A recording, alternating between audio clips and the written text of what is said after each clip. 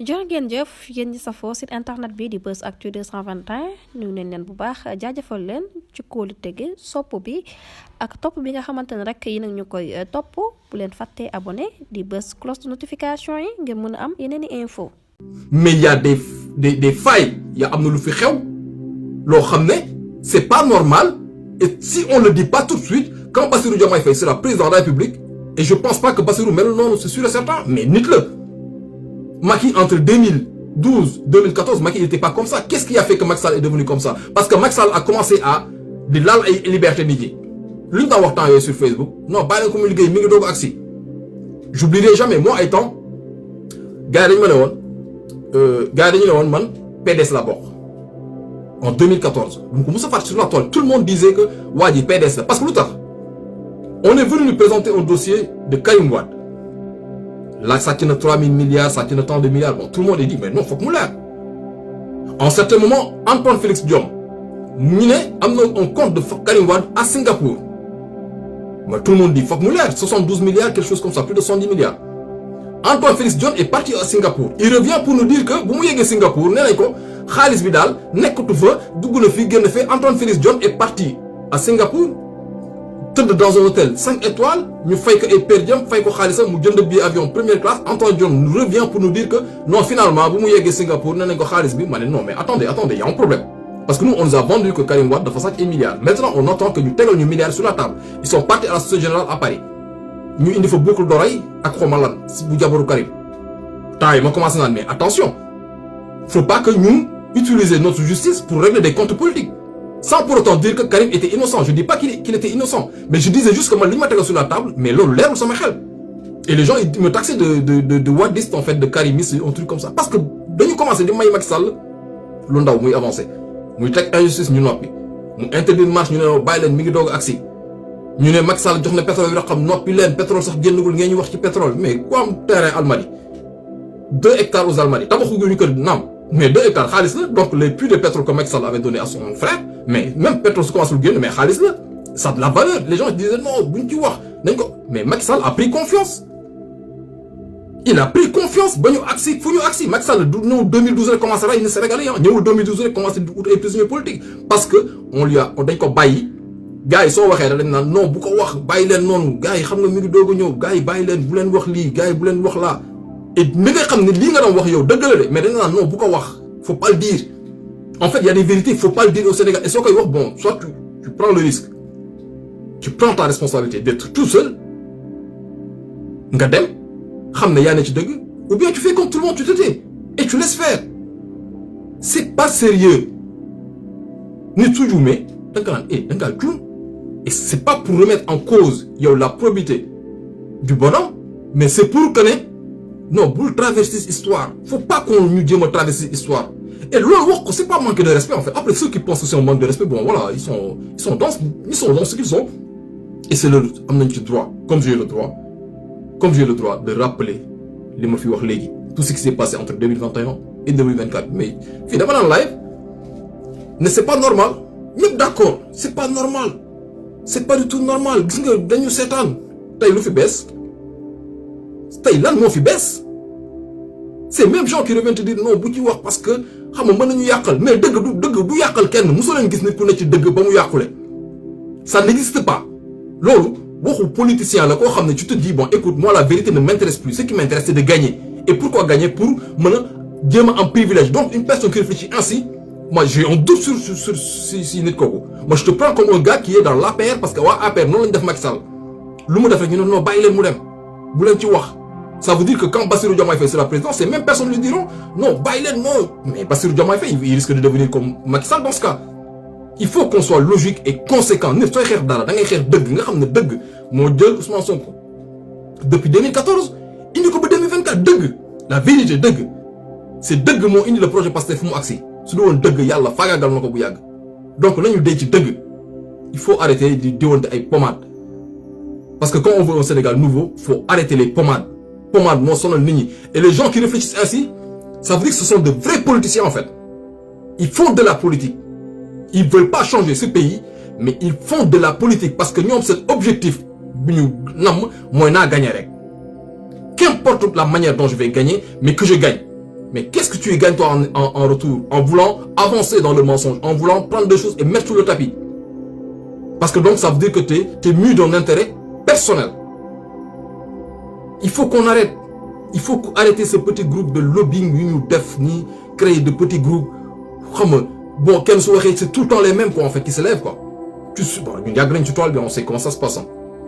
On sait comment ça se passe. Man si nous génnoo waxandoo rek damay xam ne ñii lii ci WhatsApp la jógee ak si Facebook ah lu ñu dof aussi dañ fi yàgg nañ ci tool bi de. Ça fait très longtemps qu'on combat yu bëri mel nañ ko fi man je suis pas un gars qui allume sa caméra qui parle. Man dama naan ñëw nekk sur le terrain man. Ba campagne présidentielle bii mujj j'étais au Sénégal j'ai fait campagne pour gars yi jëli seen carte. J'ai fait campagne pour gars yi jëli seen carte et loolu depuis plusieurs années le référendum. J'ai fait campagne au Sénégal. Jour bi résultat yi génn man Cheikh Tidiane Dièye Simon Moriba Sissoko comment il s'appelle encore Seydina Kane Diallo ñoo toogoon Cheikh Tidiane Dièye sama kanam la solee daal di julli timis dem Papa Alé Niang moo ko invité lors du référendum j'étais là-bas au siège Niani Badjna en face clinique Philippe Madeleine Senghor damay teew man je suis pas quelqu'un qui parle juste pour parler parce que damay yàgg xeex loo xam ne mooy dëgg te dëgg nag sa waay bu ci ragal a wéet. Il faut arrêter ce petit machin parce que moi je le vois. On le fait depuis longtemps. Bu ñu daan def boycott orange dinaan toog waxtaan am lu ñu waxtaanee ñëw dugg am nu ñu waxee ñun ñëpp. Voilà, tu dis quelque chose, bon, tu sens c'est tout le temps un petit groupuscule, tu crées benn lobby bu ndaw bon dañuy ñëw rek ñoom ñëpp ñu waxandoo la même chose. On sait comment ça se passe aussi. Il faut laisser les gens la liberté de faire ce qu'ils ont à faire. Et toi, si tu veux vraiment faire ton focus, mais fais ton focus. Yo, qu'est-ce qui fait que quelqu'un qui fait un poste, nga ñëw nag yow sa poste bi, bon, du focus, après bon, nga jël ko wax kenn, finalement toute la toile va parler que de ça, alors qu'à la base, tu fais juste un poste pour dénoncer quelque chose et tu passes à autre chose. Moi, damay def poste, c'est rare même que je lise les commentaires, c'est très rare. Souvent, je lis les premiers commentaires, après je passe à autre chose. Dans sur Facebook, souvent je peux faire plusieurs posts d'affilée. Mais vous pensez sincèrement que tous les posts que je fais par jour, que maintenant toi pas tu peux lire tous les commentaires, en fait je les lis même pas. Des fois les premiers commentaires me lisent de ces émoticônes voilà café après dem naa sama yoon. Je reste même pas sur les commentaires, je sais même pas ce que les gens vont commenter, qu'est-ce que la moyenne joxe naa sama avis dem naa. Et yow su fekkee da nga bëgg mais va sur ton but, tu fais ce que tu as à faire. Donc loolu laa bëggoon wax. Et maintenant je vais encore me faire des ennemis. En fait c'est ça mon problème en fait. Moi j'ai vu un véritable problème. Et je sais pas si c'est un défaut ou une qualité. Mais bon, je me crée tout le temps pas des ennuis, ça serait trop dire. Les cartes d'électeurs. Cartes, en fait, ils sont dans les commissions. Elles sont plutôt dans les commissions. Les cartes sont dans les consulats. Les cartes, et bon, une fois j'en avais parlé, bon, on me disait, ouais, nous sensibiliser pour que les gens aillent chercher leurs cartes. Mais c'est bien. Mais pourquoi pas dire aussi aux gens, mais de les une carte par force. Après, on m'a dit, non. Vous l'avez non, parce que je suis frustré ou je suis ah, d'accord. Ousmane Sonko, bité de Kasso, depuis un mois. Ousmane Sonko, il a fait guerre de la France plus de 50 jours.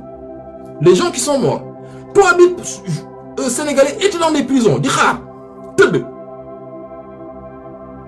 Légui, bon, on doit aller supplier les gens pour qu'ils aillent chercher leur carte. Lo xamné yow tejuñu la. Déwo, tejuñu la. Yaangi lek, yaangi nan. Sa soxna gi sa wet wala sa pap sa yaangi sa wet. Lan rek nga soxla pass wala dox. Kee ngi teud kasso mom di xaar yow sa carte pour mëna génn kasso. Parce que ce contexte bobu lañ nekkon jamono joy. Ousmane Sonko ngi teud kasso di xaar yow sa carte électeur pour mëna génn ci lu mu ne. Mom mi sacrifier sa vie. Tagon bakkan sur table pour que le Sénégal change. Diomaye Faye, tous les prisonniers politiques, les gens qui sont morts, les blessés. Mais on doit aller supplier ces gens pour qu'ils aillent chercher leur carte. Moi, non, moi, c'est au-delà de mes forces en fait. Je pourrais pas. La seule chose que je peux dire, moi, il y a des cartes qui sont dans les commissions. Elles sont à qui ces cartes? Elles sont pas aux membres de l'APR. Les gens de l'APR, c'est une carte du fanan. Su génné tay ñu récupérer ko tay. Suñ ko jëlewul sax ñu jëlil leen ko yobul leen ko seen kër. Donc ça veut dire que toutes les cartes actuellement qui dorment dans les commissions ou dans les préfectures, dans les consulats, sont des cartes qui vont aller à l'opposition. Maintenant, qu'est-ce qu'on fait? Mais il y a des gens qui m'ont une box. ñoom waaye dégg naa sa vidéo nga wax lii gis nga man sax woote naa consulat tel wala woote naa tel kii jëli naa sax sama carte ma ne ben alhamdulilah mooy lan laa si dem visé parce que ma toogoon naan leen dimbali leen ñu ngeen jëli seen carte mais ku jëli carte Sonko ngay dimbali wala Bassirou Diomaye Faye ngay dimbali wala sa bopp ngay dimbali. Quand le pays va changer, à qui ça va profiter? À Bassirou Diomaye Faye, à Sonko ou aux gens de Pastef? Ça va profiter à tout le monde. Donc, il faut que tout le monde puisse jouer sa partition. Et maintenant, il faut qu'on se... Bon, on va se caresser dans le sens du poil. Pour Nietzsche Aboulener, moi, je ne peux pas en fait. C'est ça mon problème. Moi, des fois, am des ennuis. Pour l'eau. Parce que moi, ça m'a khalat, bougat. Je ne peux pas comprendre. Ngane. Bon, moi, j'ai vu des gens qui sont morts, j'ai vu des gens qui sont en prison, j'ai vu des gens qui sont amputés, j'ai vu des gens qui ont perdu leur boulot, j'ai vu des gens qui ont eu exilés. Et toi, yo, à mon ben gal encore, nous, on sacrifice une def yo, on a doxi jëli carte. Légui, bon, on attend à ce que nous, non, dimbali len ñu ngeen jëli carte. Comme si tu votes, tu vas voter pour moi, ou tu vas voter pour Sonko, ou tu vas, autant pour moi, tu vas faire plaisir à Sonko, pour Yaoula. Parce que Sonko, bés bu gagné, Bassirou Diomaye Faye, bés bu gagné les élections présidentielles, c'est ta vie qui va changer. C'est ta vie qui va changer. Donc, yo, so bëgg sa vie changer, yo itam, faut nga joxe dara, faut nga teg dara sur la table. Non, teg dara sur la table, mooy nga jëli sa carte électeur. Le consulat de Paris, par exemple, il y a des flyers, bon, les commissions vont se rendre dans tel. Mais ça veut dire que ce sont des cartes qui sont là-bas. Cartes, il faut que tu dises du coup. Moi, bon, des fois je me dis, bon, soit tu dis, moi je me tais. Parce que bon, des fois, bon, soit tu es incompris, ou bien genre, parce que genre, peut-être, gars, des fois, ça fait mal et ils réagissent violemment. Ou bien, mais attends, on arrive au bout. Mais on va pas accepter, nous accéder jusqu'au bout. Lo xamné musul nek suñu identité, ñu bëgg ko def suñu identité, mais duñu jik. Yow nga nek ci dëgg xex dëgg ba accès au bout. Nga né légui fin bi jot na xaar ma rax ci touti fen wala touti affaire politicien pour mëna jot li ma bëgg. Mais fofu sax yalla day rocc yow siru bi naw bu defon ci yow. Il faut qu'on soit conséquent en fait quoi. Et moi, je préfère rester ainsi quitte à ce que essuyer des critiques, mais dans ma xamné li ma développé au début de mon live que j'ai rappelé que 80 jeunes sénégalais ont été lâchement assassinés. 80, nous comptons, nous disparaissent amna. 3000 jeunes sénégalais croupir en prison. Amna wala amoul. Des centaines de jeunes sénégalais et blessures du grave. Amna wala amoul. Pendant tout ce temps, est-ce que Ken Degene Ken Koujouk adouci? Amna wala amoul? C'est simple en fait ce que je pose comme question. Si oui, qu'on me dise, ah non, Moustapha, tu t'es trompé. Tel jour, telle période, quand on a tué les jeunes au mois de juin 2023, tel nit, wax na li ak li nga indil mako tek ko, opposé mako. Après, soko waxé ñu né bon, tu manques de respect. Ay kilifa, mais c'est pas un manque de respect, yo y a manque de respect à toi-même parce que c'est la vérité gars. Loloy deug. Lolo la wax, et je l'assume en fait. Je l'assume parce que lolo am, day metti rek mais lolo am. Qu'importe si ça va toucher l'orgueil ou la sensibilité de ça, mais lolo am malheureusement, moi je peux rien, j'ai rien inventé. Ay kasso yu insistant ko tañu ñu fi auto Sonko. Téréw ñu ko julli juma. Tëjuñu ko ak jabaram ak doom. Pendant combien de jours la ñu tëj Sonko këram? Combien de jours? Pendant Bassirou Diomaye Faye fekk ko liggéey jàpp comme on malpropre yóbbu kaso. Combien de jeunes ñu jàpp torturés?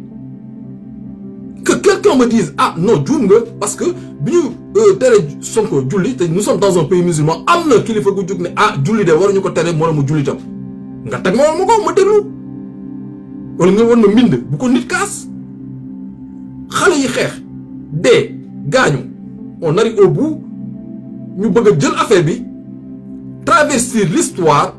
Mais l'histoire, en fait, l'histoire ne va pas compter nos 80 morts, l'histoire ne va pas compter nos prisonniers politiques, l'histoire ne va pas compter le sacrifice de Sonko de Diomaye. Qu'est-ce que l'histoire va retenir? Il faut traverser l'histoire. Faut qu'on arrête.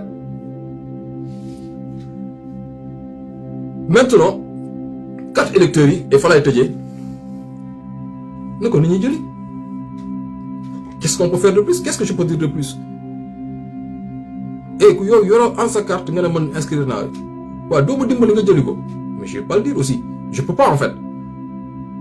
La seule chose que je peux dire am nañu sacrifié wu dee am nañu sacrifié wu tëdd kaso am nañu sacrifié wu am ñu dagg seen tànk Sonko tëdd na kaso Diomaye tëdd na kaso d'autres tëdd nañu kaso ñii perte nañu seen liggéey sa waay sa carte bi da nga ko war a jëli su fekkee ne da nga gëm projet bi c'est da nga gëm li ngay wax da ngay jëli sa carte parce que moi mais j'ai vécu l'expérience en 2019 des gens tu les appelles dañu parrainé Ousmane Sonko qu'est-ce qu'il te raconte waaye xam nga rek sama carte jëleegu ma ko waaye xam nga rek jot bi nii xam nga on arrive on a 15%. Pendant ce temps des centaines de cartes ñu ngi consulat yi tëdd di nelaw sauf que cette fois-ci oui ce sera pas la même chose parce que cette fois-ci bon comme je l'ai dit hier moi une victoire de Bassirou Diomaye Faye elle sera éclatante ça personne n'en disconvient mais une victoire à 100% pour moi ça sera une défaite parce que Bassirou Diomaye Faye dafa romb les 75%. L'objectif man mooy les 75% moo tax sax nga si sonn di wax ay waxu carte parce que même su fekkee ne bon ñu jëli woon seen carte defuñu ko ba avec ñi nekk ci fichier bi déjà qu'on a dinañu romb 100% di dem mais 75% c'est l'objectif. Donc gars yi mi ngi noonu di wax ñi ngi tout bu baax di jégalu di wax ne quand on dit des choses en fait su fekkee ne yow sa aqulaay taala xam nga ne li ngay wax dëgg la ñu ne la foo ko teg nga teg ko ci lu leer. Après, bon, s'il y a des gens qui sont trucs, bon, aduna non là quoi, tout le monde ne peut pas être d'accord. Après, tu essaies tout le temps de ne pas frustrer les gens, de ne pas heurter les gens, mais par contre, dire la vérité, gars, bon, faut mieux qu'on commence à... Je suis désolé. Je suis vraiment désolé. Parce que moi, tout ce qui s'est passé entre 2021 et 2024, moi, ça m'a affecté personnellement. Ça m'a touché personnellement. Et je veux plus que ça se reproduise. Et comment on fait pour que ça se reproduise plus? Moi, en commençant à dire la vérité.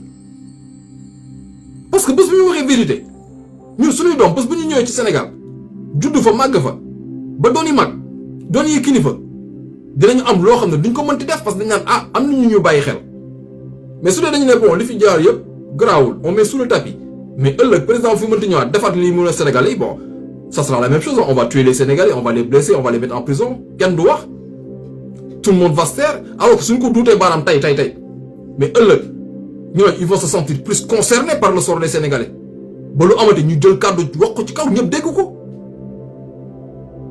loolay dëgg en fait loolay dëgg donc gars yi ñu ngi tuub bu baax di jégalu asalaamaaleykum.